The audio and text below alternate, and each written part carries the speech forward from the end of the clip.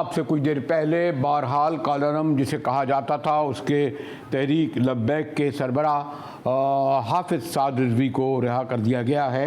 हमारे साथ नुमाइंदे मियाँ शुएब मौजूद हैं और हम देख रहे थे कि इस वक्त लाहौर में जब उनको रिहाई हुई तो बड़ी तादाद में जो उनकी रिहाइशगाह है वहाँ पर उनके हामी जमा हो गए। 10 अप्रैल को मियाँ शुएब को रिहा किया गया था और गिरफ़्तार किया गया था और फिर उनके नाम यानी जो सैकड़ों लोग गिरफ़्तार हुए थे फोर्थ जो है शेड्यूल लिस्ट में डाले गए थे। और फोर्थ शेड्यूल लिस्ट वो होती है जिसे आम अदालतें रिहा नहीं कर सकती, यानी उनका उन लोगों से जिसमें आप कह सकते हैं तकरीबकारी, दहशत गर्दी, नुक्स अमन, यानी वो तमाम मैंने कहा ना कि ऐसे इल्ज़ामात जिसमें आम अदालतें भी उन्हें रिहा नहीं कर सकती थी। लेकिन बिल आखिर जो हुकूमत और उनके दरमियान मायदा हुआ, तहरीक तालिबान पाकिस्तान के आगे से तहरीक लब्बैक के आगे से कालारम का लफ्ज़ हटाया गया और मैं देख रहा था उसी जोश व खरोश से वो दोनों हाथ उठाकर नारों का जवाब दे रहे थे। मियाँ शुएब वहाँ पर मौजूद हैं। तो मियाँ साहब, ये जो रिहाई हुई है और जेल से लेकर यहाँ कितना फासला है, कितनी बड़ी तादाद में लोग मौजूद हैं? जी मियाँ साहब।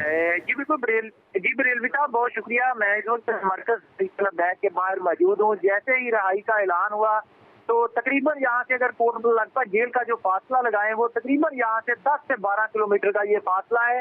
हम कोर्ट लगभग जेल से उनके साथ साथ काफले गए। तकरीबन काफले के साथ साथ बहुत बड़ी तादाद एक कारकुनों की मौजूद थी। कारकुनों की जान से फूलों की पत्तियां निशावर होती रही। ये 12 से जो 10 से 12 किलोमीटर का फासला, इसी तरह काफले की सूरत में जो तय किया गया, कारकुनों की जानब से मिठाइयां तकसीम होती रही, फूलों की पत्तियां निशावर करते रहे और इस तरह मरकज। मियाँ साहब ये बताइए कि आमतौर पर जो तहरीक लब्बैक के जलसे जुलूस थे, वैसे तो मैं देख रहा हूँ कि हाफिज़ साद रिजवी जो जब नज़र आते हैं तो बड़े जोश खरोश से हाथ हिलाते हैं, क्या अब उस तरह तो उनके हाथों में कोई लाठियाँ, डंडे, पुरजोश बल्कि मुखालफाना नारे या कोई एग्रेसिव तो नजर नहीं आ रहा? बरेलवी साहब, ऐसा हमें कुछ नहीं देखने को मिल रहा। बहुत कम कारकुन जहां हमें दिखाई दे रहे हैं, क्योंकि कल से जो बानी है तहरीक लब्बैक अल्लामा खादिम रिजवी के, उसकी जो तकरीबात का आगाज होगा, उस हवाले से कारकुनों की पहले से यहाँ तैयारियां थी। कारकुनों की जहाँ से भरपूर तैयारियां की जा रही हैं, बाकायदा प्रॉपर इंतजाम किए गए हैं। बिगर जो मुल्क भर से जो कारकुन है वो पहले से ही पहुंचना शुरू हो गए। जैसे ही कारकुनों को ये इल्म हुआ कि जो अमीर है तहरीक लब्बैक हाफिज़ साद रिजवी को हुकूमत की जान से रहा किया जा रहा है, तो कारकुनों की बड़ी तादाद इसी तरह कोटलखपा जेल की तरफ गई। उसी तरह पुरअमन तरीके से कारकुन यहाँ पहुंचे और इस वक्त भी कारकुनों की बड़ी तादाद यहाँ मौजूद है जो अपने अमीर की एक झलक देखने के लिए तड़प रहे हैं। तो कुछ ही देर पहले जो अमीर तहरीक लब्बैक हाफिज़ सईद है, वो हाफिज़ साद रिजवी साहब कारकुनों के दरमियान आए। उनकी जानब से कारकुनों के दरमियान कारकुनों की जानब से लब्बैक या रसूलुल्लाह की सदाएं बुलंद की गई, फूलों की पत्तियां निशावर की गई। आप ये भी बताइए कि शायद अगर मैं गलत नहीं हूँ कि शायद आज के दिन रिहा किया गया, शायद उनके वालिद का उर्स का दिन भी रखा गया, शायद उसी दिन रिहा हुआ ये। जी बरेलवी साहब, कल से जो जुमे की नमाज के बाद जो उसकी तकरीबात का आगाज होगा, 3 रोजा ये तकरीबात होगी। कल जो मेरी अभी कुछ ही देर पहले जो नायब अमीर है मरकजी शूरा पीर सैयद ज़हीरुल हसन शाह से मेरी बात हुई, उनका जानब से बताया गया कि कल जो उर्स की जुमे की नमाज के बाद जो तकरीबात का आगाज होगा, बाकायदा चादर पोशी जो है वो अमीर तहरीक लब्बैक हाफिज़ साद करेंगे। वो उसके बाद जो आगाज होगा कल इसी तरह जो महाफिल और तकरीर का इनकाद किया जाएगा और जो आखिर में जो आखिरी जो इख्तितामी तकरीब होगी उसमें जो अमीर तहरीक लब्बैक हाफिज़ साद रिजवी है वो खिताब करेंगे, जिसके बाद ये बताएं कि सिर्फ क्या कालारम तहरीक लब्बैक के हामी ही मौजूद हैं या इसके अलावा भी दीगर सियासी पार्टियों के हामी, कुछ कायदीन या नजर आ रहे हैं आपको? बरेलवी साहब, इस वक्त जो तहरीक लब्बैक के कारकुनों की बड़ी तादाद, जिसे कह लें कि हजारों नहीं लाखों के करीब जो तादाद है, बड़ी मशहूर है कारकुन जो यहाँ नारेबाजी कर रहे हैं। इसके साथ साथ कुछ ही देर पहले जो मेरी जो रुकने शूरा के शफीक अमीनी साहब, उनसे मेरी बात हुई। मैंने उनसे ये सवाल किया कि हुकूमत की जानब से जो पंजाब के सदर है तहरीक इंसाफ नहीं, के, चले एक में एक उनकी और आखिरी आपसे आखिरी सवाल कर लेता हूं कि वैसे तो मुश्किल होता है, मैं भी मॉब में रहा हूं, मॉब में रहकर खड़े होकर बात करना ज़रा मुश्किल भी होता है, लोग बड़े जज्बाती भी होते हैं, लेकिन जो पास में आपको इल्म है कि जब ये तहरीक अपने शबाब पर थी, जब गिरफ्तारियाँ हो रही थी तो इनके कारकुन काफ़ी मुश्तिल थे, अब सूरत हाल मुख्तलिफ लग रही है, यानी उनका इश्तियाल अंगेज़ी तो नहीं है, यानी इश्तियाल अंगेज़ी का मतलब ये कि आमतौर पर जो कैमरामैन हैं, रिपोर्टर हैं, सहाफ़ियों के बारे में उनका सॉरी टू से ज़रा रवैया बड़ा सख्त होता था, अब तो वो नहीं है।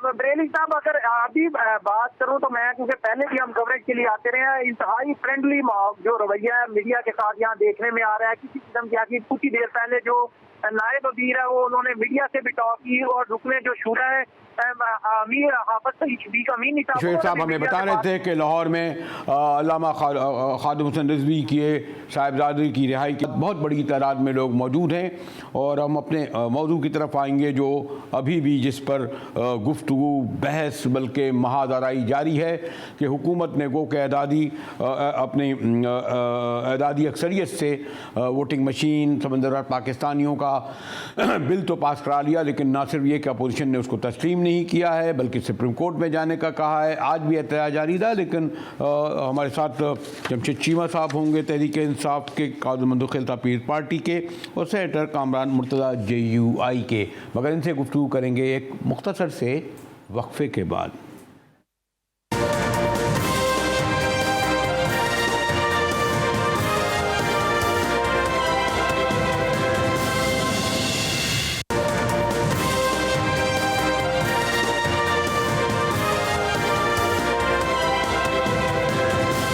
जी हाँ, तो बड़े हंगामा खेज इजलास के बाद बिल आखिर बुध को हुकूमत ने अपना वो टारगेट जिसके लिए वो शदीद जद्दोजहद कर रही थी, यानी इलेक्ट्रॉनिक मशीन, वो अचीव कर लिया, और अपनी अदवी ताकत की बुनियाद पर ये बिल, और फिर समंदर पाकिस्तानियों का जिनमें 90 लाख को वोट मिले, और फिर कलभूषण केस, यानी कोई 33 बिल थे जो मैंने कहा ज़ोर कहें, ज़बरदस्ती कहें, वोट कहें, वो उसके ज़रिए हासिल कर लिए।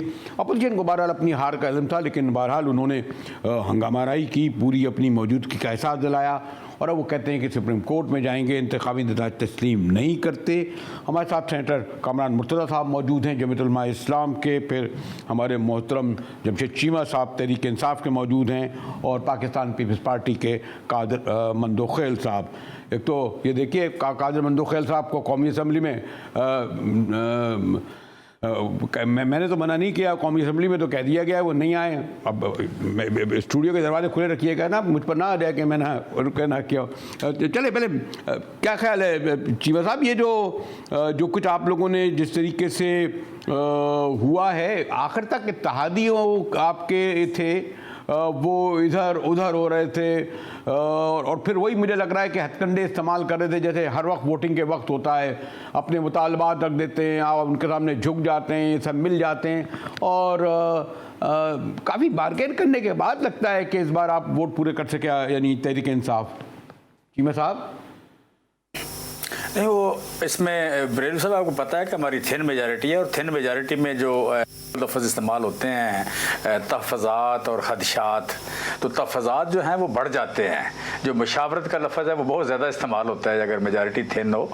तो बाकी आपने अंदर की बात कह दी कि नेगोशिएट करने की कोशिश करते हैं सियासतदान का, नॉर्मली आप कह लें कि पार्लियामेंट में ये बड़ा कॉमन सा लफ्ज़ है, आपकी अपनी पार्टी के लोग भी करते हैं, लेकिन इत्तेहादी तो यकीनन आप कह लें कि निचोड़ते हैं डेफिनेटली, और मतलब जब मेजॉरिटी थिन हो तो ज़्यादा टफ बार्गेनर होते हैं। फिर ये दोनों पार्टियां जो आप कह लें काफ लीग है या अपना MQM है, ये पुरानी पार्टियां हैं, और एज इत्तेहादी काफ़ी उनका एक्सपीरियंस है। छोटी पार्टियां चूँकि तो एज इत्तेहादी उनका एक्सपीरियंस काफ़ी है, लिहाजा नेगोशिएशन पावर उनकी या नेगोशिएशन स्किल्स ठीक है उनकी। तो बाकी उनका जो था कि जी एक मुशावरत और फैसला साजी में शमूलियत, वो बात ठीक है उनकी, वो हम करते भी हैं, फर्दर इम्प्रूव कर जाएगी। बट अल्टीमेटली जो कह लें कि चूँकि 3 साल से हम इकट्ठे हैं, हमारा एक सक्सेसफुल है ये वेंचर जो है इत्तेहाद का, और एक कामयाब इत्तेहाद है। इसमें जिस तरह पहले बीच चौराहे के लोगों की हंडियाँ फूटती, हमारी नहीं फूटती। आपकी बात मान लेते कामयाब इत्तेहाद है, लेकिन सेनेटर कामरान ये जो कुछ हुआ है, पास में भी हमने इलेक्शन देखे हैं, हासिल खां बिदंजो का हुआ, और भी कई संजरानी साहब के इलेक्शन हुए, कभी बैलेट पेपर आगे हो जाते थे, कभी पीछे हो जाते थे, कभी सेनेटर गायब हो जाते थे, बजट सेशन हुआ कभी लोग गायब हो जाते थे, गायब कर दिए जाते थे। ये तो खुला इलेक्शन था, 221 एक तरफ खड़े थे, आपके 2003 पूरे नहीं थे। हमारे नवीद कमर चले डेंगी हो गया, अख्तर महगल मौजूद नहीं थे, सेनेटर एक और थे पता नहीं आए नहीं, और वो यूसुफ तालपुर लंदन चले गए, वोट आपके पूरे नहीं हुए। किस बात की इंतखाबी धांधली, किस बात पे सुप्रीम कोर्ट जाएंगे? ये तो जाती है ना सेनेटर कामरान। कह रहे कि वोट हमारे ज़्यादा थे उनसे। बात यह है कि जो लोग इनके साथ नहीं थे वो रातों रात जो है वो उनके साथ हो गए। हमारा तो गिला वो तो रातों रात उनके लोग साथ हो गए, उनकी मर्जी मिलाने जी। बिल्कुल उनकी मर्जी है, मगर उनका कोई उनका भी तो दीन ईमान होना चाहिए ना। मर्जी खाली मर्जी आपके बंदे नाराज होते हैं, दूसरे दिन मान जाते हैं। अच्छा, आपके बंदे गायब हो गए तो उसका बता नहीं रहे, उनके बंदे मान गए तो आपकी शिकवा हो रहा है। तो हमारा भी कोई एक आध गायब हो सकता है। ये आपके तो 14 बंदे गायब हो गए थे एक बार, याद नहीं है वो हासिल बिंजो के वक्त। और वो कमेटी बनाई गई राना मकबूल के और अमान मलिक के बारे में 1 साल हो गया, उन्होंने बताया ही नहीं कि 14 बंदे क्यों गायब हो गए थे हासिल के वक्त। और हालांकि मुझे भी पता है, आपको भी पता है वो 14 कौन थे। फिर उस मुझे सब का सब नहीं पता, कुछ थोड़ा बहुत पता है। थोड़ा बहुत पता है, मगर मजबूर लोग होते हैं या बीमार लोग होते हैं, वो इस तरह से वो कर लेते हैं। तो उनको जो है ना वो उस वक्त से पहले जो है ना वो ज़रूरतें, खदशात, तहफ़्फ़ुज़ात याद आ जाते हैं। फिर अचानक जो है ना फिर जब वो तहफ़्फ़ुज़ात, खदशात उनके ऊपर कोई थोड़ा सा जो है ना वो मदावा हो जाता है तो ठीक हो जाते हैं। बहरहाल ये भी हमारी निज़ाम सियासत का एक हिस्सा है। मगर एक और इसके साथ जो सबसे ज़्यादा अफसोस की बात होती है वो इस बात पे होती है कि वो जब तीसरी कुव्वत को बीच में आके वो अपना किरदार अदा करती है, जिसका जो है ये काम नहीं है। आप चलिए पॉलिटिक्स में आप कह लीजिए कि पॉलिटिक्स में कुछ चीज़ें अच्छी नहीं होती हैं, कुछ गंद भी होता है, मगर ये ना कहिए कि दूसरी तो ताकत जिसको कौम ने किसी और मामले में अपना दूध की बजाय अपना खून पिलाती है, उसको जो है ना इस मामले में जो है ना कोई जिम्मेदारियां नहीं सौंपी हुई। जब वो लोग आ जाते हैं तो फिर तकलीफ होती है। वो उतने ही इनके हैं, उतने ही हमारे हैं, उतने पूरी कौम के हैं। और जब वो एक फरीक बन जाते हैं सारे मामले में किसी बेहतर नताइज के असूल के लिए, तो फिर तकलीफ हुआ करती है। प्लीज साहब, ये हमेशा ये पिली लिया जाता है। आपने कमेटी बनाई, मैं आप कह रहे हैं मैं भी नाम लूंगा, आपके बलूचिस्तान के वो सेनेटर थे जिन्होंने वोट नहीं दिए। अब आप ये कहें जी उनको भी वोट वो खुद ना दें, वो हम बड़ा दबाव था, बड़ा प्रेशर था, उन्हीं लोगों को टिकट देते हैं जिन पे दबाव है, उन्हीं लोगों देते हैं जो फतारियां बदलते हैं एक बार नहीं। और मैं तो उनमें से एक कमेटी के चेयरमैन को जानता हूँ जिसे खुद वोट नहीं दिया, हमें तो कोई पूछता भी नहीं है। ये तो नहीं है, जाती है ना, दूसरों पे डाल देना, हर बात पिंडी आप पारा कर रहे हैं तो सियासत क्यों करते हैं आप? सेंटर क्यों बनाते हैं, MNA क्यों बनाते हैं, पार्टी में क्यों रखते हैं?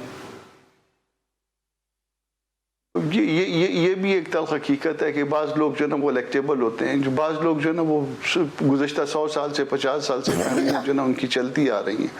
अब चलती आ रही हैं तो फिर जो है ना वो पार्टियों की उस वक्त मजबूरी हुआ करती है और उस वक्त वो यकीन दिलाते हैं, उस वक्त वो कस्में खाते हैं, मगर बाद में ना बात पे कायम रहते हैं ना कस्मों पे। इनकी जो अपने साथी हैं देख लीजिए ना इनके साथ क्या हो रहा है। या इनके इमरान खान साहब को देख लीजिए, कोई कातिल लीग थी, वो कातिल लीग भी जो है ना वो फिर उसके बाद जो है ना वो करीब आ गई। उसके बाद 2 चपड़ासी थे, एक वो भी नज़दीक आ गए। दूसरी MQM के बारे में भी उनके अल्फाज जो है ना खासे नाजिबा हुआ करते थे, वो भी नज़दीक आ गए।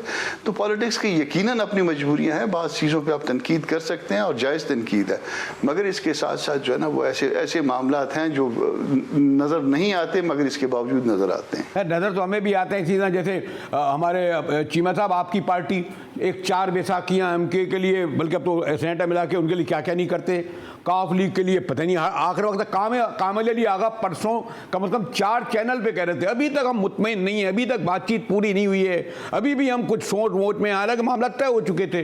वह एक और बैसाखी की जरूरत थी बलूचिस्तान की, पता नहीं रात के वक्त कितने पैसे। तो ये जो PTI की गवर्नमेंट है, इस तरह ये 4, 6, 8 बैसाखियों के जरिए जो कंप्रोमाइज़ करती है कौम के पैसे, कौम का और अपने पार्टी के उसूल सबको कुर्बान करके कि हर सूरत में ताकत पूरी करनी है, तो ये तो सॉरी टू से चीमा साहब, ये खान साहब को तो कम से कम ये नहीं करना चाहिए। चले छोड़ें, जरदारी शरीफ वरीफ करते रहते थे जिन्होंने आप कहते हैं कोई उसूली सियासत नहीं है। देखें, इसमें पहली बात तो ये कि ये आप कह लें कामरान मुर्तज़ा साहब ही सच्ची बात है, जब भी इनके साथ प्रोग्राम करते हैं बड़ी इज़्ज़त करने को दिल करता है, बड़ी सच्ची बात करते हैं। मैं समझता हूँ कि हमें सियासतदानों को ये सोचना चाहिए कि अगर हम समझते हैं कि हमें गंद करने की इजाज़त है और कोई और गंद ना करे या और कुछ नज़र ना भी आए तो हम उसे गंद कह दें, और हमें अपने सियासतदान या अपनी पार्टी के लोग, हमारे अलाइस, हमारे मुखालिफ सारा ओपन गंद करें और हम उनका नाम ना लें, ये थोड़ी सी ज़्यादती हो जाती है। यहाँ पे आप कह लें कि ये जो बात आप कामल अली आगा साहब की कर रहे हैं, MQM की बात कर रहे हैं, या इनके जो लोग गायब हुए थे उनकी, हम अपने लोगों का नाम ना लें और दूसरों का लें, अदारों का लें, तो थोड़ी सी गलत है। बाकी आपने जो बात पूछी कामल अली आगा साहब की, कामल अली आगा साहब के साथ परसों मैं एक प्रोग्राम कर रहा था, तो वो बड़े लाउड हो रहे थे जी, वो ये भी मसला है, ये भी मसला है, ये भी मसला है। तो मुझे पता था कि इन्होंने करना क्या है, तो मैं आप कह लें कि उन्हें कह रहा था आप लाउड ना हो, इस तरह मुनासिब नहीं है कि आप जिस तरह बात कर रहे हैं, या बंदा अपोजिशन में होता है या गवर्नमेंट में होता है। तो अपोजिशन में है तो वो, चूंकि आप अपोजिशन में नहीं है, आप गवर्नमेंट में है, तो गवर्नमेंट में रह के ये नहीं हो सकता कि आप पीपल्स पार्टी की तरह सिंध में गवर्नमेंट भी कर रहे हो और रोल आप अपोजिशन का हो रहे हो, ये नहीं होता। 23 करोड़ लोग हैं इस मुल्क में, मीडिया मौजूद है, सोशल मीडिया मौजूद है, लोग पढ़े लिखे हैं, हमारे बहुत सारे लोगों से, बहुत सारे सियासतदानों से लोग ज़्यादा, आम आवाम ज़्यादा पढ़े लिखे हैं। उनको समझ लग रही होती है कि जिस बंदे ने रात कोई और बात कर रहा था अगले दिन जाके वोट देता है, तो इसके कौन से तहफ़्फ़ुज़ात दूर हुए हैं। सो एक दिन बिल्कुल डिफरेंट बात कर रहा है और अगले दिन ये पूरी पार्टी डिफरेंट बात करती है। सो कोई दरमियान वाली बात हो, कोई मुनासिब सी बात हो, कोई लगती जब बनती बात करें तो वो मुनासिब होता है। ये नहीं है कि अचानक ही आप अपोजिशन की रूह खलूल कर जाए और आपके 4 घंटे बाद बिल्कुल आप डिफरेंट हो जाएं। मैं समझता हूँ कि अब हम लोगों को, सियासतदानों को अपने कौल फ़ेल का ज़्यादा ख्याल रखना चाहिए। अगर हम समझते हैं कि हम सुरखरू हों, सोसाइटी में हमारी इज़्ज़त हो, तो बेसिकली सबसे पहले तो देखें, लोग कहते हैं कि फ़ारसी कहावत है कि लोग हमेशा हुक्मरानों की ज़ुबान बोलते हैं, अंग्रेज़ी कहावत है कि लोग हुक्मरानों जैसा लिबास पहनते हैं। इस मुल्क के हुक्मरान मैं हूँ, इस मुल्क के हुक्मरान JUI वाले लोग हैं, पीपल्स पार्टी वाले लोग हैं, जरदारी साहब, इमरान खान साहब है, नवाज शरीफ साहब है, मौलाना फजलुर रहमान साहब है। हम लोगों को बात करते हुए मैं समझता हूँ कि अगर हम चाहते हैं हमारी इज़्ज़त हो, तो हमें आप कह लें कि बिल्कुल डिफरेंट बात जो लोगों को एक्सेप्ट ही ना हो, लोगों को हजम ही ना हो, उस तरह नहीं करनी चाहिए। हमें थोड़ा सा जिसे कहते हैं ना, एक जिसे कोई दलील के करीब कोई हकीकत के करीब बात, छोटी मोटी, चलो इसमें ट्विस्टिंग होती है, छोटी मोटी इसमें एंगलिंग होती है, लेकिन ना इतनी ज़्यादा ना हो। मैं यहाँ भी ये रिक्वेस्ट करूँगा कि यहाँ देखें, जिस तरह बात उन्होंने कहा कि हमारे इत्तेहादियाँ हैं, आप कहें काफ लीग वाले, काफ लीग के पास कहाँ वोट हैं, उनके पास मैक्सिमम यही हो सकता है, MQM के पास भी मैक्सिमम यही हो सकता है कि हुकूमत नहीं मिल जानी पूरी उनको, या JUI है उसका रोल यही रहना है, एक इत्तेहादी का रोल रहना है, वो पूरी हुकूमत उनको नहीं कभी मिल जानी। तो जो रोल उनको अगले इलेक्शन में मिलना है वो इस इलेक्शन में मिला हुआ है, या इस रजीम में मिला हुआ है। जो इस रजीम में मिला हुआ है तो वो इस रजीम से बाहर क्यों निकलेंगे, हुकूमत से बाहर क्यों निकलेंगे। लिहाजा उन पे इतराज़ करना मुनासिब नहीं है। उनकी अपनी सियासत है, वो आप गवर्नमेंट में हैं, आप अपोजिशन में हैं, आपकी अपनी सियासत है, वो आपकी सियासत नहीं करेंगे, आपके बेनिफिट्स का तहफ़्फ़ुज़ नहीं करेंगे कि आपको पसंद नहीं है गवर्नमेंट तो आपके साथ वो खड़े हो जाएं। भाई उनकी डिफरेंट सियासत है। फिर ठीक है, आप अगर मियाँ साहब के साथ थे, वो मियाँ साहब के साथ नहीं थे, तो आपने उनके लिए क्या किया था उस वक्त मियाँ साहब के साथ होते हुए, या हुकूमत में क्या उनको रियायत दी थी, या उनकी पार्टी के लिए आपने क्या किया था। तो मैं समझता हूँ सियासत अपनी अपनी है, अपनी सियासत है और अपनी सियासत के हिसाब से बात करनी चाहिए। जी सेनेटर साहब, आप तो ये देख रहे हैं, सॉरी टू से, जमीयत उलमा इस्लाम एक उसका पस मंज़र है, उसूली सियासत, और आपको देखिए कि पीपल्स पार्टी किस तरह बीच में छोड़ के भाग गई। आपके तो मौलाना ने कहा ना कि पीठ में छुरा घोंप दिया, यानी असल तो जो आज शायद अगर PDM की तहरीक हो रही थी, सूरत हाल मुख्तलिफ होती, तो आपने फिर वापस, तो मकसद ये कि जो अगर हुकूमती जमात कोई उसूली सियासत नहीं कर रही, कोई नज़रियाती सियासत नहीं कर रही, तो आपकी सॉरी टू से अपोजिशन की जमातें कौन सी उसूली और सियासत और नज़रियाती सियासत और कमिटमेंट की सियासत कर रही हैं। वहाँ भी तो सूरत हाल ये है, छुरा घोंपने वालों का छुरा निकाल के उनसे बगल में आप हाथ डाल देते हैं सेनेटर साहब। उस पर पीपल्स पार्टी वापस नहीं आई, इसी तरह से है, पीपल्स पार्टी वापस नहीं आई, बल्कि सिर्फ जो है ना उसके साथ अगर कोई थोड़ी सी एडजस्टमेंट हुई है तो वो पार्लियामान के सतह पे है, और वो अब तक तो उनकी तरफ से कोई ऐसी बात नहीं है कि हम वापस आ रहे हैं। देखिए, उसमें जो इख्तलाफ हुआ था या जो छुरा घोंपा गया था एक साल कबल, वो इस बात पे था कि वो एक स्लॉट जो है वो डिसाइडेड थी और वो स्लॉट जो है ना वो फिर ले ली गई।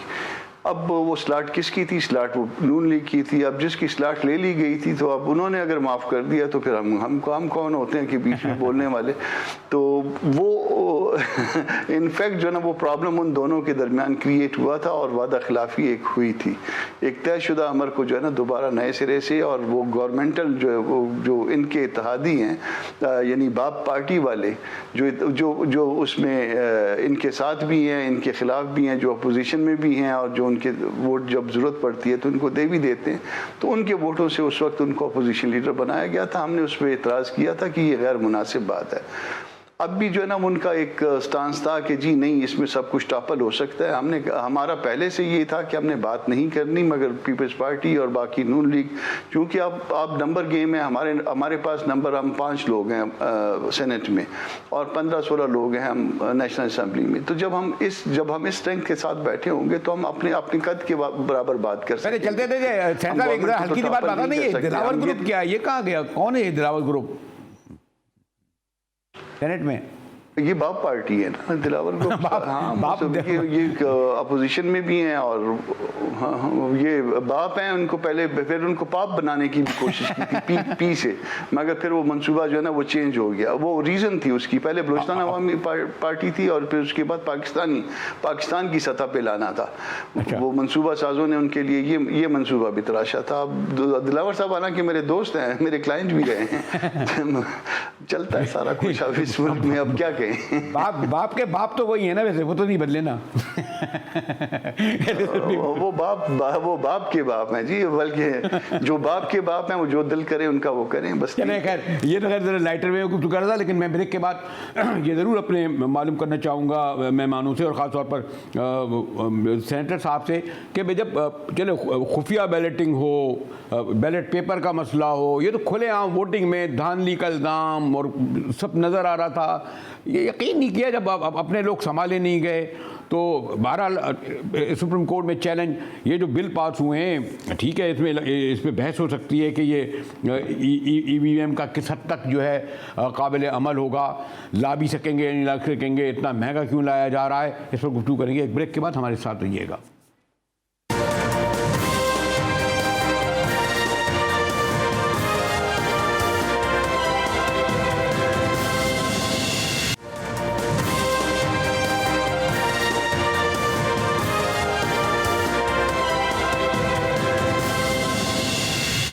टीवी में एक बार फिर मुजाहिर बेलवी आपको खुशामदीद करता है। मेरे साथ सेनेटर मुर्तज़ा साहब बड़े सीनियर सीजन वकालत से ताल्लुक़ रखते हैं, फिर चीमा साहब भी सीनियर रहनुमा।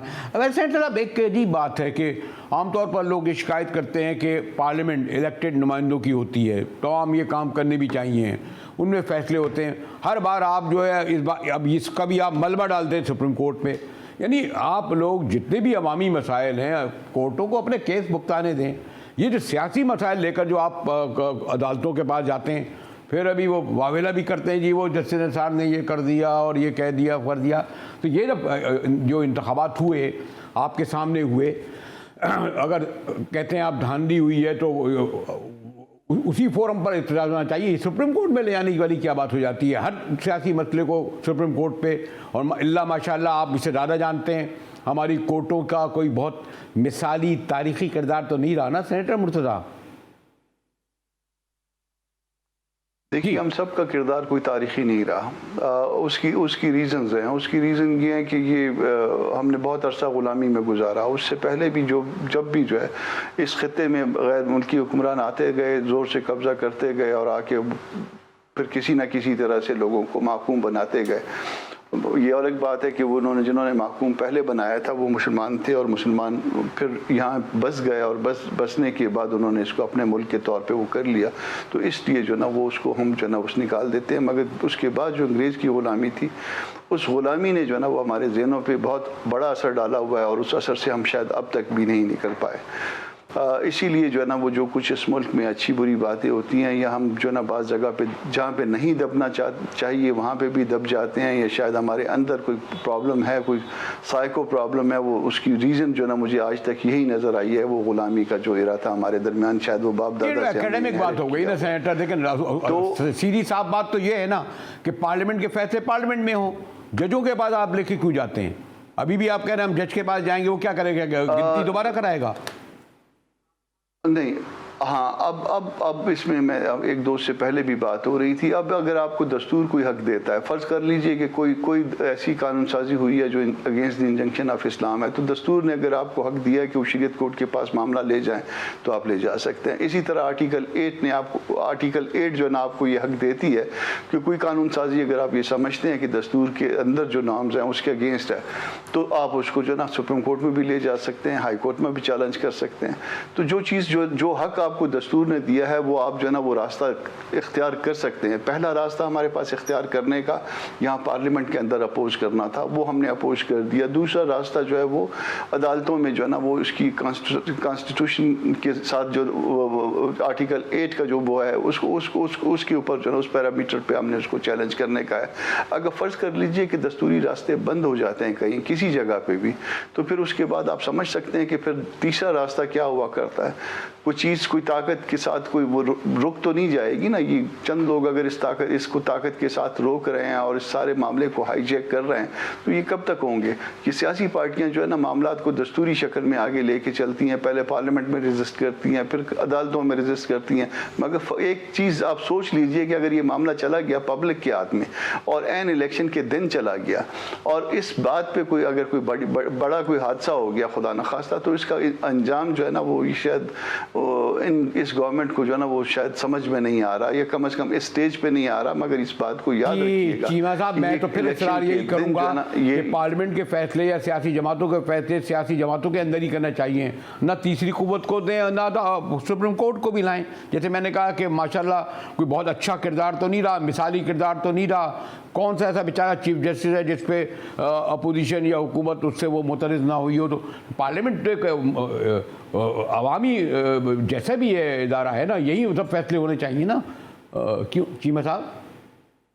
देखें हमारे पास स्पोर्ट्समैन स्पिरिट होनी चाहिए। अगर इलेक्शन में इनके वोट 203 थे, हमारे 221 थे, तो उसको अपोजिशन उसको नहीं रोक सकी। हमने जो आइन ने दस्तूर ने हमें हक दिया है कि हम अक्सरियत की बुनियाद पे फैसला कर सकते हैं, तो वो हमने किया है। तो मैं समझता हूँ उसे मानना ज़्यादा बेहतर है एज़ कम्पेयर टू कि आप कह लें कि उसके बाद फिर उसमें से खबर निकालते रहें और फिर आप ऐलान करें कि जी हमें ये धांधली हो गई, गलत हो गया, फलां जगह जाएंगे।